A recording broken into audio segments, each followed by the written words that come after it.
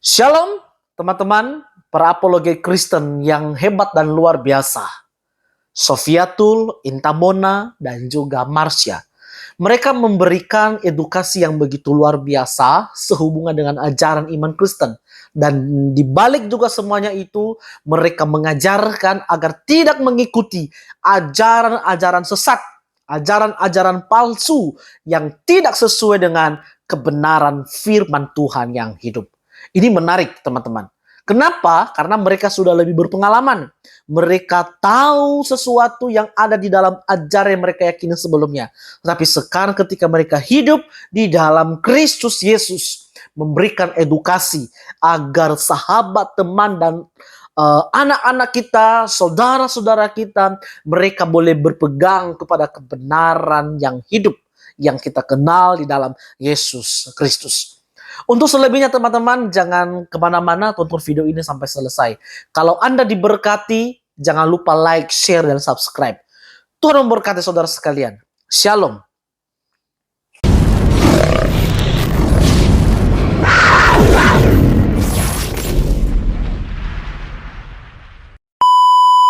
Ya, bagaimana engkau bisa menjawab katanya datanya lengkap? Nyatanya data itu gejlak-gejluk dari sapi betina, ya ke keluarga Imran. Ini gimana konsep kitab kau itu loh? Kacau sekali kitab kau itu. Ya nanti kita bahas ya teman-teman, tapi jangan pakai akun ini. Silakan lainnya dulu Kak Marsha. Gimana kitabnya mereka gitu ya? Kita akan bahas gimana kitabnya mereka. Apakah kronologis, apakah sistematis, apakah historis? Oh tidak teman-teman, gejlak-gejluk kacau itu ya. Nanti kita bahas kitab mereka teman-teman. Silakan teman-teman.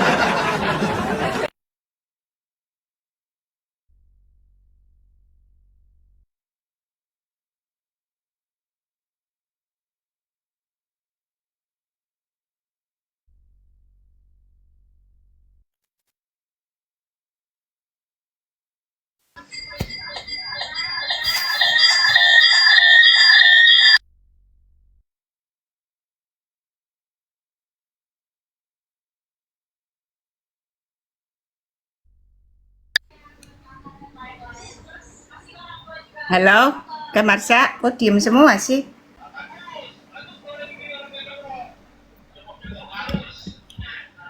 Pengardi? Halo? Kok diem ya? Cek. Iya Mbak Intan. Waktunya Mbak Intan ini. Cek. Mbak Intan mau menjelaskan ini. Intan mau menjelaskan hari raya roti tidak beragi dalam bahasa Arab adalah Idul Fitri. Kata siapa lah? Idul Fitri dalam Idul Fitri harus tahu kalian ya. Idul Fitri itu hari rayanya kerajaan Sabean. Kerajaan Sabea. Jadi teman-teman harus tahu. Ada 8 kerajaan kuno ya di peradaban Arab. Jadi kan peradaban ini ada 10 nih teman-teman. Ya. Pertama tanah Sinear Mesopotamia. Kedua Karalsupe Peru. Ketiga lembah sungai Indus. Ya. Keempat itu adalah Mesir kuno. Kelima ini adalah lembah sungai Kuning atau Tiongkok kuno. Terus Mesoamerika. Keenam, ketujuh itu adalah Yunani kuno. Kedelapan ini kerajaan-kerajaan Arab kuno. Ada 8. Terakhir Kindah. Ya. Terus ke-9 ini adalah Romawi kuno dan ke-10 ini adalah Persia kuno. Nah, salah satu kerajaan Arab yang tertua itu namanya Kerajaan Sheba abad ke-10 sebelum Masehi.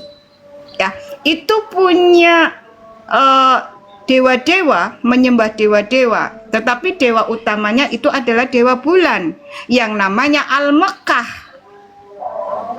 Jadi dewa bulan kaum Sabean atau Sabiin itu namanya Al-Mekkah.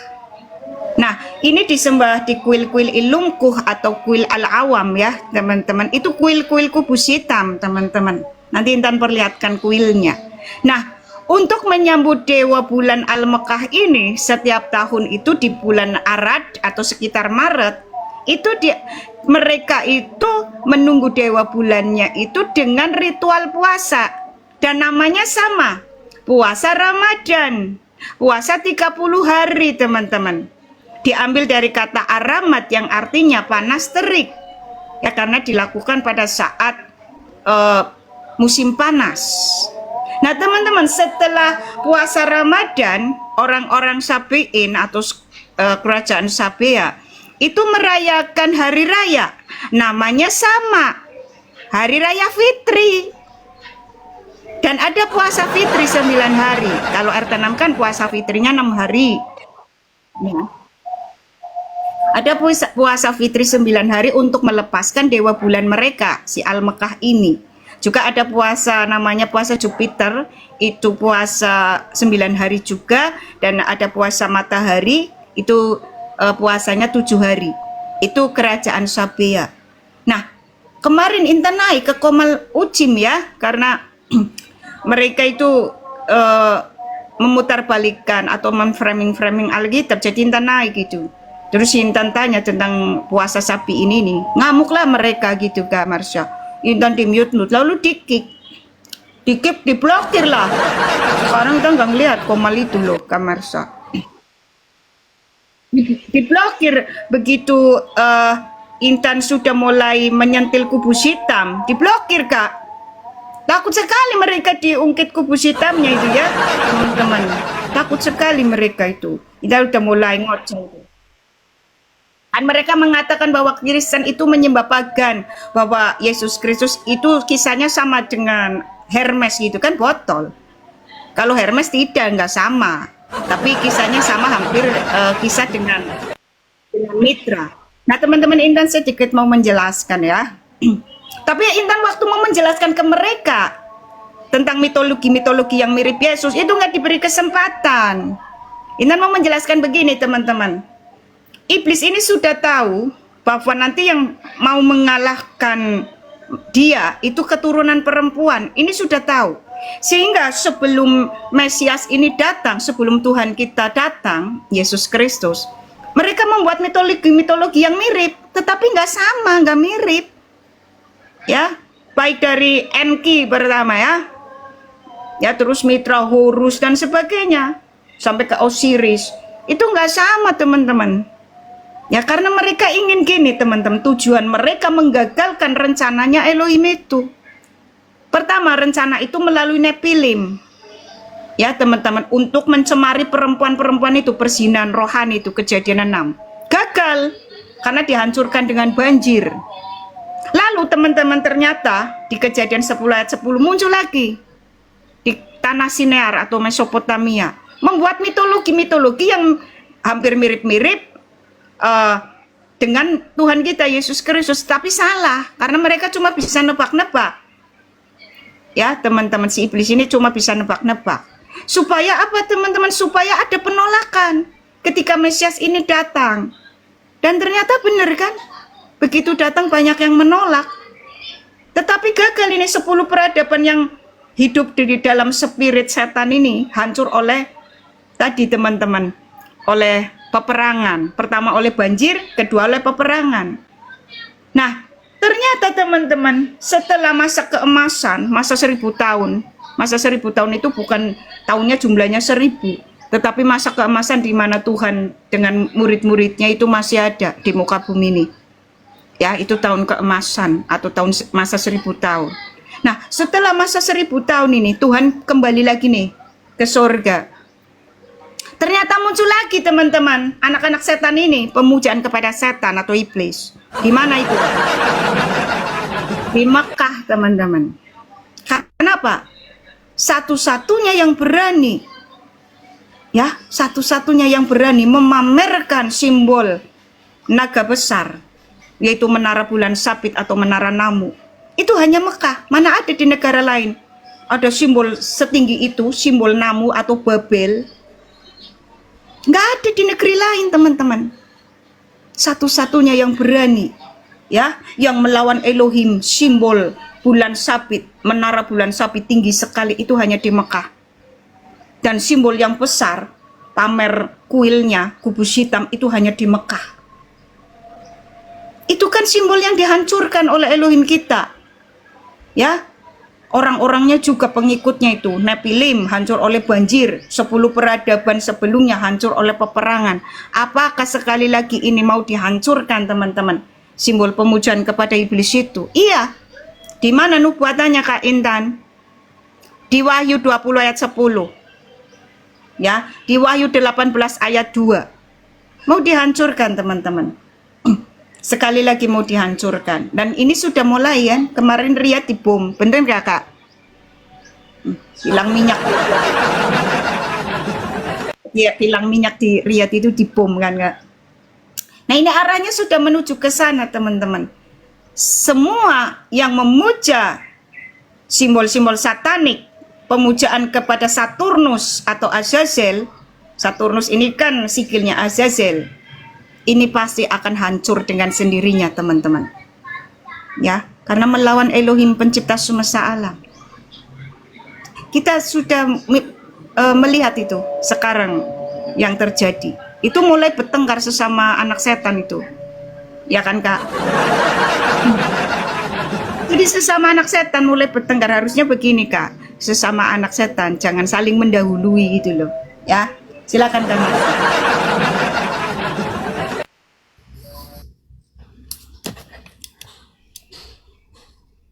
Ya berarti nggak boleh ini ya, duluan ya. Bukan sesama anak setan, sama-sama menyembah simbol kubus hitam. Kenapa ribut gitu loh, ya kan?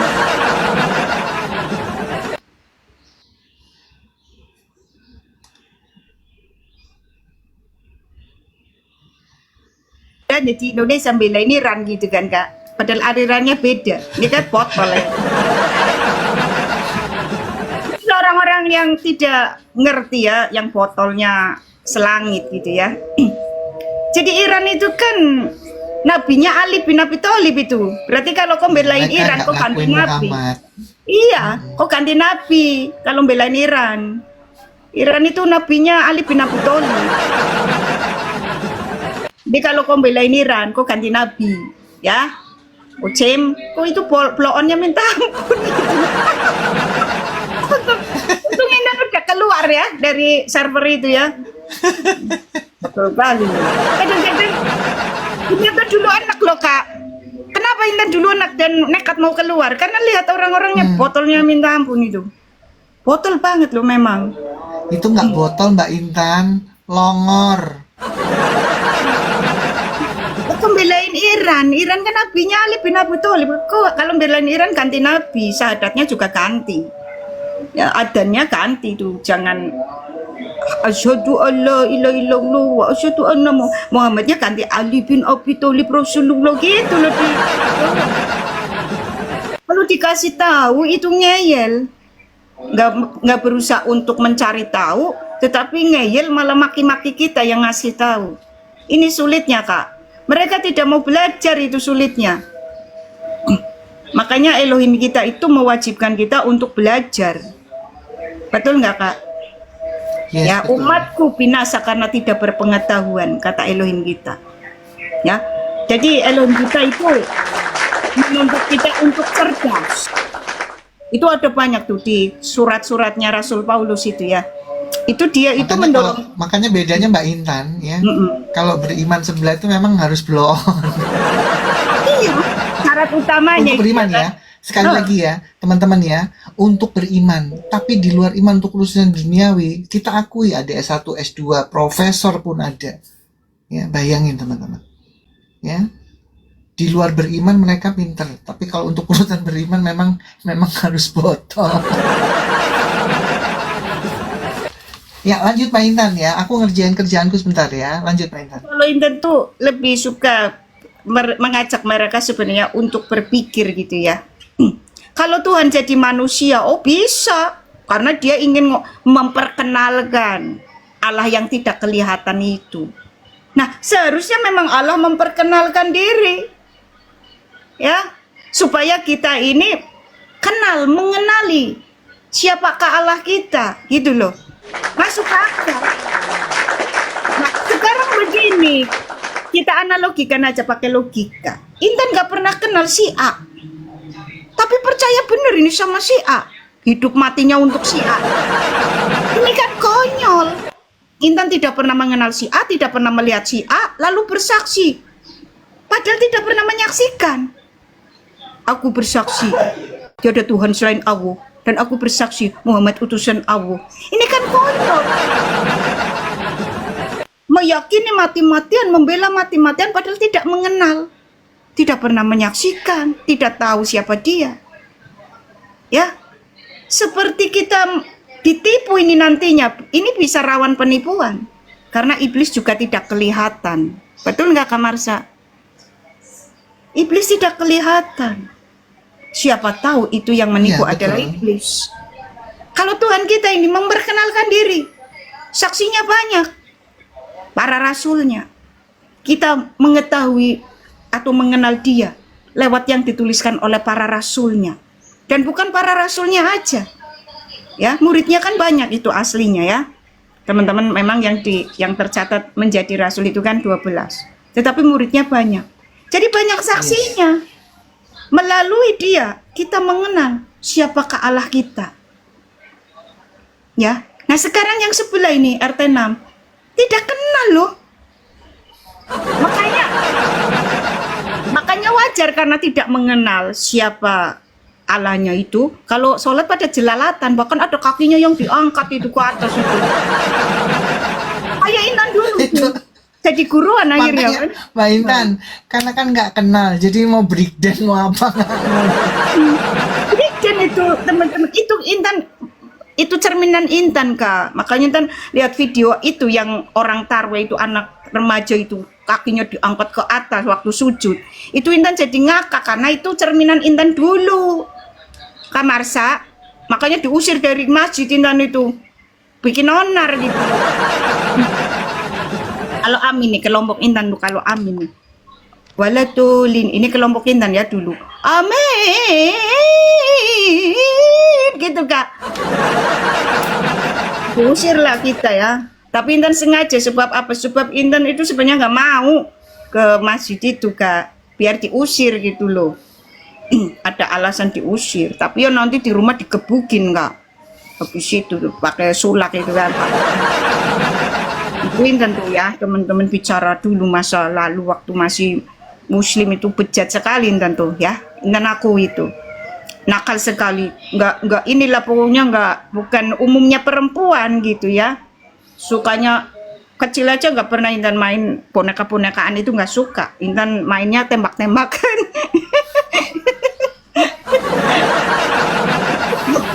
Tahu nggak Kak, dibelikan tembakan yang ada pelurunya, dihantam-hantamin ke teman pada nangis. Akhirnya apa? Akhirnya dilarang main sama Intan tuh. Oh, anak-anak kompleks ini jangan main sama si Intan, nakal gitu Kak Mas. Kalau dihitung nih dosa Intan banyak sekali loh. Untungnya Tuhan Yesus itu menyelamatkan Intan ya. Makanya Intan tuh kadang-kadang nanya sama Tuhan, Tuhan apa sih yang dipilih dari Intan? Ibarat kata buah berulat semuanya loh Tuhan. Aduh, nggak ada yang bisa dimakan loh Tuhan. Salah Intan banyak sekali loh. Tetapi Tuhan itu memang dia datang tidak untuk menghakimi ya, tetapi untuk menyelamatkan. Itu yang Intan. Nah tuh kalau bicara tentang dia, tentang Tuhan Yesus Kristus itu mau nangis teman-teman. Iya. Karena mungkin hanya dia Tuhan satu-satunya yang kasihnya luar biasa ya. Dan hanya dia yang mengatakan kasihlah musuhmu. Mana ada di ajaran lain kasihlah musuhmu, nggak ada loh. Kasihlah sesamamu. Nggak ada di ajaran lain kasihlah musuhmu. Intan tuh dulu waktu baca ayat itu kasihlah musuhmu. Waduh. Oh, Intan kadang-kadang sama saudara aja mau musuhin, ini suruh mengasihi. Makanya beda, makanya kan ini satu, kalau aku poin perbedaan Tuhan ya ini sama ajarannya ya. Tuhan di dalam kekristenan, kenapa saya fix finally memverifikasi bahwa di dalam Alkitab itu membicarakan Tuhan yang benar Betul. Karena Tuhan yang benar itu ajarannya pasti apa? Suka berdamai. Dengan Amin. cara apa berdamai? Mengasihi musuh. Coba bayang, memang susah nggak kadang-kadang buat orang yang nggak kenal tuh, waduh, mengasihi musuh. Orang yang jahat sama kita kasihi. Nah, itu loh hebatnya Tuhan Yesus itu. Ya. Makanya waktu saya membaca itu, waduh, ini emang bener-bener Tuhan yang benar. Karena apa? Musuh atau apapun siapapun itu kita harus kasih. Memang begitu lah, itulah yang tertulis, ya. Itu yang tertulis, ya, itu kita nggak pungkiri. Justru ajaran yang lama, ya, jangan pernah berdamai. Loh, itu kan tolak belakang. Di satu sisi abad pertama mengajarkan kasih musuh, ya, dengan cara apa? Berdamai, ya, dengan cara apa? Memaafkan. Nah, itu Tuhan yang benar. Nah, justru abad ke-7, ya, yang mereka mengklaim karena doktrin itu tadi, justru Tuhannya jelas-jelas jangan pernah berdamai dengan musuh. Loh, itu kan bertolak belakang ajarannya. Ngeri kali ya. Makanya mereka yang sampai detik ini bilang Islam itu damai, itu cuma doktrin, itu iming-iming dari ustaz. Wong jelas kok Quran. Kalau mereka masih percaya Quran itu perkataan Allah, surat Muhammad ayat 35, sedikit sampai saya hafal. Jangan pernah berdamai dengan musuhmu. Kurang lebihnya begitu. Karena Allah menyertai orang-orang yang tidak mau berdamai. Loh, bayangin. IS Muhammad ayat 35 itu pun tidak pernah disampaikan sama umatnya. Nah, QS Muhammad 35 itu diterapkan di mana? Di negara-negara Islam kekasih Allah itu. Sampai detik ini mereka tidak pernah berdamai dengan saudaranya sendiri, perang saudara. Nah, itu mereka itu yang disebut Islam yang kafah. Mereka pengikut-pengikut Allah sebenarnya. Karena Allah mengajarkan di dalam surah Muhammad 13, jangan pernah berdamai dengan musuhmu. Mau musuh antar saudara, mau musuh antar negara, jangan. Ya, makanya di negara Islam, negara-negara kekasih Allah itu perang saudara sampai detik ini. Karena mereka menjalankan perkataan Allah sesuai surat Muhammad 35. Makanya saya bilang, ajaran Allah itu tidak pantas diterapkan di Indonesia. Ya, nggak pantas. Kalau kalian memaksakan berarti kalian dua kaki. Kalian nggak disebut Islam yang kafah. Kalian mau percaya nggak, menjalankan nggak perkataan Allah. Nah, permasalahan yang fatal, umat Islam nggak pernah tahu arti terjemahan bahasa Arab di dalam Quran. Itu permasalahan yang fatal. Ya, makanya nggak mungkin orang yang pertama jujur mau cari tahu membaca sendiri tentang Al-Quran terjemahan masih bisa di Islam. Kalau dia jujur pasti dia keluar. Ya salah satunya itu loh. Katanya Tuhan yang benar, Tuhan yang pokoknya yang itu, tapi tidak suka perdamaian. Gitu loh. Ya, lanjut Mbak Intan. Nah, ini kan salam Bu Marsha, Salam Bu Fatma. salam. Aku mau nanya, kan di Alkitab dikatakan kasihlah musuhmu. Ada nggak kasihlah orang botol? Nggak ada ya? Lah justru tadi Mbak Intan membacakan Tuhan itu di dalam Alkitab menyuruh kita belajar, nggak boleh buat-buat, nggak Mbak Intan? Itu loh yang saya susah sampai sekarang itu loh. Kasihlah orang botol itu loh, berat buat saya. 1 Korintus 15 itu kalau nggak salah ya, Tuhan kita suruh kita belajar dari sekitar kita, belajar dari alam dan sebagainya itu, untuk menyelidiki, untuk meneliti gitu.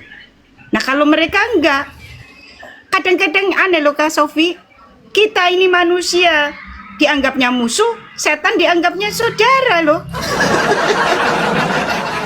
Ya, manusia disuruh musuhin sama Allah, tapi jin disuruh saudara, dianggap saudara. Ya, Sahih Muslim 5035. Ya, setan masuk Islam. sesama muslim adalah saudara. Kan otomatis setan-setan ini kan karena masuk Islam jadi muslim, betul nggak teman-teman? Ya. Masuk Islam jadi masuk gimana? Iya Setan-setan kan? ini? Setan-setan kan masuk Islam, berarti disebut muslim, betul nggak Bang Lavio? Oh iya, kira-kira Nah, masuk. sesama muslim saudara Bang Wahyu, Bang Lavio. Di mana itu? Saya Muslim 2654 kalau nggak salah, ya. Sesama muslim adalah saudara. Berarti setan-setan ini saudara dong. Loh, kenapa kita yang sesama manusia ini dimusuhi? Sedangkan di Alkitab, Elohim pencipta semesta alam mengatakan sebagai hukum utama, ya, kasihilah Tuhan Allahmu segenap hati, jiwa, dan akal budimu. Dan hukum yang sama dengan hukum utama itu, kasihilah sesama manusia seperti mengasihi dirimu sendiri. Ini Elohim pencipta semesta alam yang sejati, bukan itu yang menjadi Elohimnya. Loh, ini kok lucu, abad ke-7 memperkenalkan Allah yang berbeda omongannya. Sesama setan saudara, sesama manusia dianggapnya musuh. Dan udah luar biasa penyesatannya. Apalagi mesbahnya itu mesbah setan, kubus hitam. Ya, karena kalau mesbah Elohim pencipta semesta alam itu bukan kubus hitam. Justru kubus hitam itu dulu adalah musuhnya Elohim pencipta semesta alam. Ya, itulah Allah lainnya. Yang sebenarnya adalah iblis yang ingin disembah. Ingin menyamai yang maha tinggi. Itu simbolnya adalah, atau kuilnya adalah kubus hitam. Nah, berarti ini Allah yang berbeda. Bukan Allahnya Abraham, Ishak, dan Yakub, tetapi itulah Allah lainnya yang disebutkan di Keluaran 20 ayat 3. Allah yang berkuasa atas bangsa jin dan bangsa malaikat maut. Nah, sedangkan di dalam Alkitab seluruh bangsa jin itu adalah setan, Imamat 17 ayat 7, dan seluruh malaikat maut itu adalah setan juga. Ya, Wahyu 9 ayat 7 sampai 11. Loh, kenapa orang Islam ini malah ditemani atau didampingi bangsa jin? Saya Muslim 5034. Dan matinya dicabut nyawanya oleh para malaikat maut. As-Sajdah ayat 11. Nah, lalu awalnya ini siapa? Karena seluruh malaikat maut, seluruh bangsa jin itu hanya patuh kepada Allahnya sendiri, yaitu si Raja Iblis Azazel yang memiliki simbol Saturnus. Saturnus itu adalah simbol kubus hitam dan menara bulan sabit. Nyambung semuanya, teman-teman. Makanya wajar Elohim pencipta semesta alam, Allahnya Abraham, Ishak, dan Yakub justru melemparkan para malaikat pemberontak yang disebut iblis atau satan ke gua-gua, di mana itu tertulis Yudas 1 ayat 6. Ya, teman-teman. Nah, ini kok malah dipelihara di abad ke-7, Bang Lavio. Setan yang dibuang itu, setan yang dikurung di gua-gua, dikurung di jurang maut, itu dipelihara sama AWSWT. Di mana itu? Al-Anbiya ayat 82, bahkan diutus menjadi setanuloh. Maryam 83. Yang nyekek Nabi itu siapa, Kak? Ya itu setan lah, nggak mungkin malaikat terang itu nyekek. Silakan lainnya, Mas. Iya. Silakan Bang Lavio. Bang Lavio. Ya, itu kan si yang ngakunya Nabi itu. Itu kan ke gua yang gelap-gelap, terus katanya dia ketemu sama malaikat, ya kan? Nah, tapi kok dia nggak mengenali, padahal di hadis kan ditulis bahwa si malaikat yang sama ini itu pada saat si Nabi umur 5 sampai 10 tahun kan datang itu, terus apa namanya, perutnya dikeluarin, hatinya dikeluarin, dibersihin, disucikan begitu kan. Kan harusnya si Nabi udah kenal sama si malaikat ini kan. Begitu masuk ke gua Hira kok si Nabi ketakutan gitu. Kan berarti bukan malaikatnya kan, bukan malaikat yang dia kenal. Nah, terus kemudian di Al-Jin 19 kan juga dikatakan ketika si Nabi mulai Iqra itu kan jin-jin mengerumuninya. Artinya kan ya memang yang di situ yang nyekek juga bukan malaikat itu fix 100%. Pasti ya gerombolannya jin. Itu kan. Cuman yang gini-gini ini kok teman-teman RT 6 itu pada nggak paham gitu ya. Kita aja yang RT berapa sih kita? RT 9 ya. RT 1 lah. Kita aja paham Undi-undi gitu ya, RT 6. bersorban, Pak. Kenapa? Itu yang nyekek undi-undi bersorban. Dari tadi Bu Marsha ngomongnya onde-onde terus. Ini yang puasa bayangin onde-onde ya.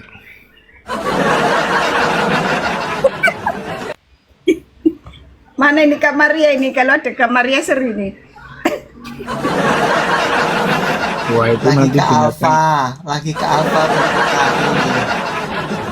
Bu Sofi, kalau harus mengasihi orang botol nggak ada Bu ayatnya Bu. Yang ada justru malah dihardik sama Tuhan kan di Amsal 1 ayat 7. Takut akan Tuhan adalah permulaan hikmat dan kebijaksanaan, tetapi orang bodoh menghina didikan. Nah, udah dikatain langsung sama Allah. Itu. Di Orang kitab Ayub 11:12 lebih baik apa? Kalau ada orang bodoh bisa ngerti, berarti apa? Seekor keledai juga bisa melahirkan anak manusia katanya. Berarti orang botol nggak bisa kita kasihi. nggak bisa, nah, memang nggak boleh. Tuhan pun sudah Harus kita hardik orang botol. Ya, Iya. maklum Kak Sofi, maklum Bang Love You. Karena sejak bayi begitu lahir jadi ceprol itu ditempelin sama setan. Makanya kok Kak Intan, mau nanya ya Kak Intan. Itu orang RT 6 begitu lahir ditempelin sama setan, terus kemudian setan tinggal di hidungnya. Ya. Ini hidupnya kok mengenaskan sekali dari lahir Makanya sampai Bang Love mati You sebentar dikerubungi toh ya. setan. Lah ya sebentar toh. Yang aku heran, katanya si Lolo ini maha penyayang umatnya. Lah wong bayi-bayi lah ditapuk sama setan kok meneng-meneng ae. Baru lahir ceprot ditapuk sama setan diem. Itu loh. Katanya maha penolong, ya, maha penyayang. Berarti memang secara tidak langsung ya Zaitun itu ikut andil di dalam kehidupan umat Islam. Karena apa? Karena si Lolo mengizinkan kan? Betul nggak? Betul nggak? Mengizinkan Zaitun itu ikut andil. Karena mungkin ya salah satu bagiannya dari Lolo itu si Zaitun itu. Ya lanjut Mbak Intan. Atau jangan-jangan memang si Lolo ini ya rajanya setan, Kak. ya memang iya. Memang rajanya setan itu. Asyariat ayat 56 itu jelas. Tidak aku ciptakan jin dan manusia hanya untuk menyembah kepadaku. Berarti alonya sama dengan alonya jin. Nah, ketik aja siapakah raja jin. Di Google diketik siapakah raja jin, muncul Azazel. Loh, mereka itu berarti nyembahnya si Azazel ini. Makanya simbolnya kubus hitam. Kubus hitam kan itu simbol utama Azazel, teman-teman. Ya. Betul. Jadi kubus hitam itu simbol utama Azazel. Karena itu simbol Saturnus atau Rempan. Itu simbol utamanya. Nah, kenapa ada selalu diikuti dengan menara bulan sabit dan bintang? Karena menara bulan sabit dan bintang itu adalah mahkotanya Azazel. Kita lihat ya, teman-teman. Apakah betul menara bulan sabit dan bintang itu adalah mahkota Azazel?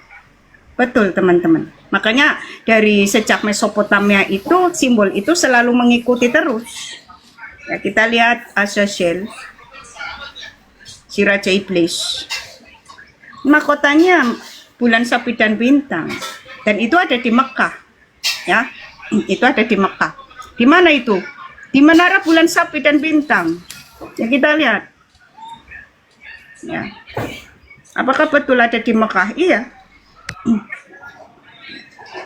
Nanti kita bedakan dengan yang punya gereja ya, teman-teman. Sama kan? Sama enggak itu?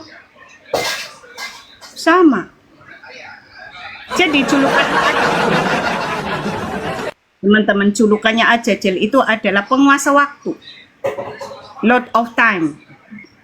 Kedua, penguasa cincin, Lord of the Ring, yang difilmkan ya di dalam Lord of the Ring itu. Itu sebenarnya nyindir iblis Azazel itu. Sauron itu iblis Azazel. Ya, kenapa disebut Itu dengan penguasa? Gimana Lord of the Bang? Ring itu nyindir Nyindir RT6. atau malah jadi Nyindir. ini Nyindir Mekah publikasi. itu. Nyindir Mekah. Oh, nyindir ya. Nyindir Mekah. Nyindir Mekah. Menara bulan sabit ini diartikannya begini.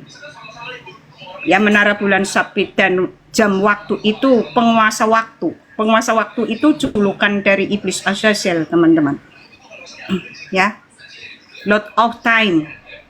Kenapa disebut dijuluki dengan penguasa waktu si Azazel ini?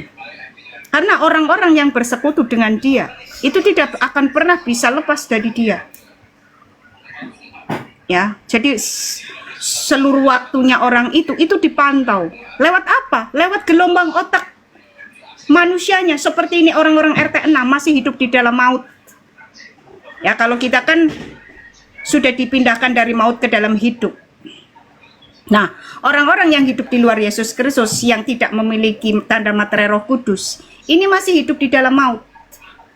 Artinya teman-teman, gelombang otak mereka itu dibaca oleh seluruh malaikat iblis ini. Ya. Nah, bila saatnya ini roh mau keluar, ini mereka sudah ngerti. Dan disitulah mereka siap-siap untuk menyeret roh orang ini yang disebut maut atau sakaratul maut. Dan ini nyambung semua dengan ayat-ayat yang ada di dalam kitab mereka. Mereka semuanya berakhir dengan maut atau sakaratul maut. Kaf ayat 19. Mereka dicabut nyawanya oleh para malaikat maut. As-Sajdah ayat 11. Ya, makanya benar tadi Bang Lavio mengatakan bahwa jangan-jangan awalnya ini raja setan. Betul, itu raja setan, karena hanya raja setan yang ini teman-teman, ciri-cirinya menyembah setan. Pertama, tanda materainya itu tanda materai setan, yaitu pendamping dari golongan jin dan setan-setan yang disebut korin. Itu tanda materainya. Kedua, akan berakhir dengan maut atau sakaratul maut. Itu ciri-ciri utama pemuja setan. Karena kalau Elohim pencipta semesta alam, tanda materainya adalah Roh Kudus, rohnya sendiri, dan akan berakhir dengan hidup yang kekal. Berbeda jauh. Jadi sebenarnya kalau mereka itu tidak botol, ini harus menyadari apa yang kita jelaskan. Dan harusnya cari tahu. Bukan malah marah ngamuk-ngamuk bela raja setannya itu. Kalian ini aneh ya. Kita kasih tahu bahwa kalian mau dimakan setan, malah kalian bela setan-setan yang mau makan kalian. Itu aneh. Malah maki-maki yang mau berusaha untuk mengingatkan kalian supaya kalian tidak dimakan setan gitu loh. Otomatis mengalami maut atau sakaratul maut, ya mau sebaik apapun orang itu tetap masuk neraka. Sebab maut atau sakaratul maut kalau sangat disederhanakan itu artinya dimakan iblis. Itu akibat roh tidak mampu kembali kepada Elohim pencipta semesta alam, sehingga rohnya jatuh ke jurang maut.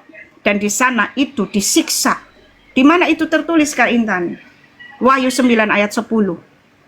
Para malaikat maut menyiksa mereka 5 bulan lamanya. Artinya teman-teman, daya hidup dari rohnya itu diserap oleh mereka dengan jalan penyiksaan. Sehingga pelan-pelan rohnya itu kehilangan daya hidup dan cahaya. Dan itu penderitaan abadi. Terpisah dari Elohim pencipta semesta alam selama-lamanya. Menjadi budak iblis selama-lamanya. Itu artinya maut atau sakaratul maut ya, Ucim. Makanya melalui Yesus Kristus kita ini dihubungkan kembali, diikatkan kembali. Melalui Roh Kudus yang diberikan kepada kita. Ya, kita diikat kembali supaya kita nanti ketarik ke atas. Karena hanya Roh Kudus ini yang kuasanya lebih besar daripada seluruh roh. setan itu. Loh kok kalian itu malah diberi roh jin setan korin itu ya malah menarik kalian ke jurang maut itu. Karena jin setan korin ini tanda materai setan. Kalau tanda materai Elohim pencipta semesta alam itu Roh Kudus. Dari situ aja seharusnya kalian berpikir loh. Kalian tidak mengerti sama sekali, tidak mengenal kuasa Roh Kudus. Yang ada kuasa roh jin setan korin. Ini kan ngeri. Jadi Allah yang kalian sembah itu siapa? Ya seperti yang dikatakan Bang Lavyu tadi, Raja Setan. Makanya Allah memelihara setan-setan. Al-Anbiya 82. Allah mengutus setan-setan, setan nulo. Maryam 83. Iblis bekerja bagi kemuliaan Allah. Sot ayat 82. Iblis bekerja bagi kemuliaan Allah itu, teman-teman. Sot ayat 82. Allah mengilhamkan jalan kejahatan. Asyam ayat 8. Hafalin tentu sampai. Ketika mereka sholat menghadap Tuhannya, menghadap Allahnya, yang datang bukannya bangsa malaikat. Yang datang itu kerumunan jin datang. Al-Jin ayat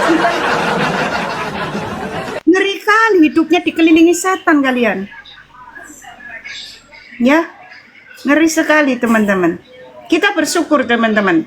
Melalui Tuhan kita Yesus Kristus, kita dibawa ke dalam persekutuan dengan Allah yang sejati. Dengan Elohim pencipta semesta alam yang sejati. Bukan dengan iblis yang jadi Allahnya. Itu melalui Tuhan kita Yesus Kristus. Ya makanya Intan sangat berterima kasih. Tak henti-hentinya setiap hari. Terima kasih Tuhan Yesus. Ya, coba Intan gak diselamatkan. Ya Intan masih ada jin korinnya lah ke Marsha. Kali loh. Ngelawan Israel, nggak bisa kita itu. Tanpa Roh Kudus kita nggak bisa melawan iblis-iblis itu. Karena hanya Roh Kudus yang ditakuti oleh mereka. Maka itulah melalui Tuhan kita Yesus Kristus, Bapa memberi kita Roh Kudus. Ya teman-teman, kita harus selalu berterima kasih sama Tuhan kita. Nah, sebenarnya Elohim itu tidak mempersoalkan salah benarnya kita. Karena dia tahu bahwa semua manusia selamanya itu diberi hidup 1000 tahun pun tetap nanti bikin salah lagi. Nggak mungkin teman-teman. Makanya melalui Tuhan kita mendapatkan pengampunan dosa.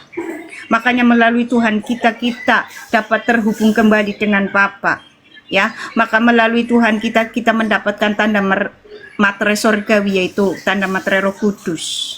Ya, makanya melalui Tuhan kita, ya, kita akan memperoleh hidup yang kekal, bukan maut atau sakaratul maut.